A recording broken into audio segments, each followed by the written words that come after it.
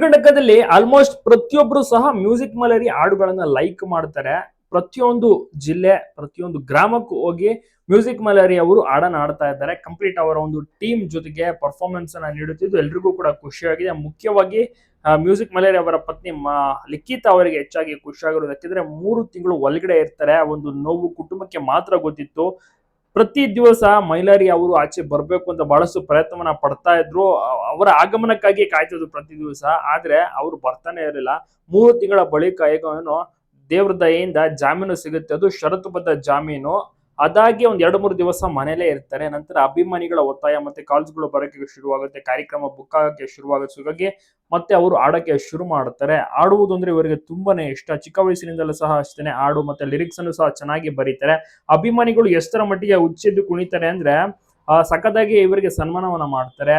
Complete ಆಗಿ ಹಾಲಿನ ಅಭಿಷೇಕ ಮಾಡ್ತಾರೆ. ಸೊ ಇದೆಲ್ಲ ಒಂದು ಕ್ರೇಜ್ ಅನ್ನ ನೋಡಿದ್ರೆ ನಿಜವಾಗ್ಲೂ ಎಂತವರೆಗಾದ್ರೂ ಖುಷಿ ಆಗುತ್ತೆ. ಮ್ಯೂಸಿಕ್ ಮಲರಿ ಇದ್ರೆ ಒಂದು ಶೋಗೆ ದೊಡ್ಡ ಕಳೆ. ಈ ಒಂದು 3 ತಿಂಗಳು ಈ ಮ್ಯೂಸಿಕ್ ಮಲರಿ ಟೀಮ್ ಎಲ್ಲೂ ಕೂಡ ಪರ್ಫಾರ್ಮೆನ್ಸ್ ಅನ್ನ ನೀಡ್ತಾನೆ ಇರಲಿಲ್ಲ. ಮತ್ತೆ ಯಾವುದೇ ರೀತಿ ಉತ್ಸಾಹ ಹುಮ್ಮಸ್ಸು ಸಹ ಇರಲಿಲ್ಲ.